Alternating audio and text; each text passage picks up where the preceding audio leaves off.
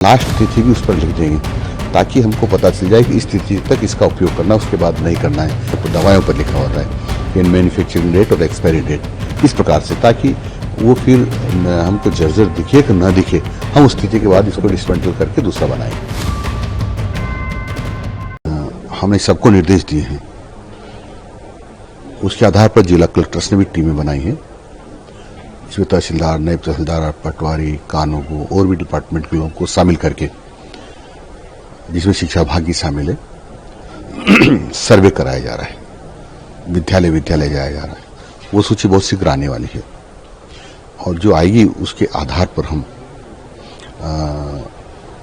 उनका मरम्मत योग्य है तो मरम्मत कराएंगे, और ऐसा लगता है कि मरम्मत योग्य नहीं है, ये तो डिसमेंटल करना ही पड़ेगा, तो उसको करेंगे भी सही। जहां हमने कहा है कि जहां इस प्रकार का बैठाने की व्यवस्था नहीं बचती, कई जगह तो बचती है, जैसे 20 कमरे हैं, 2 जर्जर हैं, दोनों को गिरा देंगे।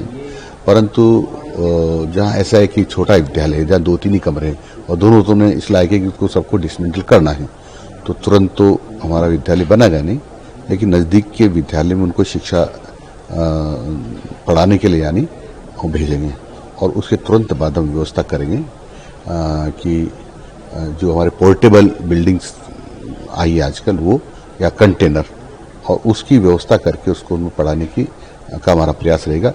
कोई भी किसी भी बच्चे को कोई नुकसान ना हो, ये हमारी जिम्मेदारी है, क्योंकि वो हमारे बच्चे हैं और उनकी जान की कीमत पर हम कोई भी रिस्क नहीं ले सकते हैं। जान हमको प्यारी है, हमारे बच्चे हैं, उनको किसी प्रकार का नुकसान न हो, चाहे हमको कुछ भी करना पड़े, लेकिन बच्चों की जान की कीमत पर हम कुछ भी नहीं करें। अच्छा, दूसरा मेरा सवाल था, क्या शिक्षा विभाग ने ऐसी बिल्डिंगें पहले चिन्हित करी थी?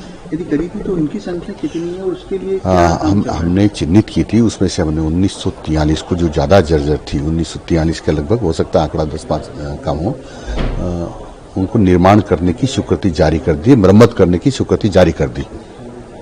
और जो बिल्कुल ही ऐसे स्थिति में थी कि बिल्कुल जो बिल्कुल जर्जर है, उनको हमने कहा ना डिसमेंटल यानी जमींदोज कर देंगे, यानी गिरा देंगे।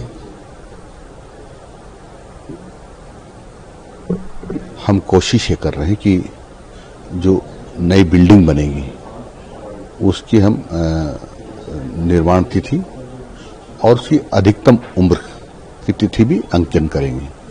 जो विद्यालय बच गए हैं, अभी खड़े हैं, जो पहले बने हुए हैं, उनका भी कोशिश करेंगे कि कितनी उम्र बाकी है, वो लास्ट तिथि भी उस पर लिख देंगे ताकि हमको पता चल जाए कि इस तिथि तक इसका उपयोग करना, उसके बाद नहीं करना है।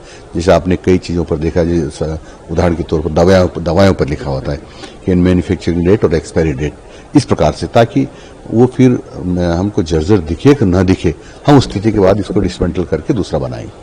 तो ये नई बिल्डिंग के लिए ले रहे हैं या नहीं? दोनों बातें मैंने कही है। जो नई बिल्डिंग बन रही है उनके ऊपर भी ऐसा अंकन करेंगे, जो पुरानी बिल्डिंग है जिनकी अब कितनी उम्र और बच गई, ऐसा एक्सपर्ट से राय लेकर के और दिखा कर कितनी उम्र तक ही रह सकते, उसका अंकन करेंगे।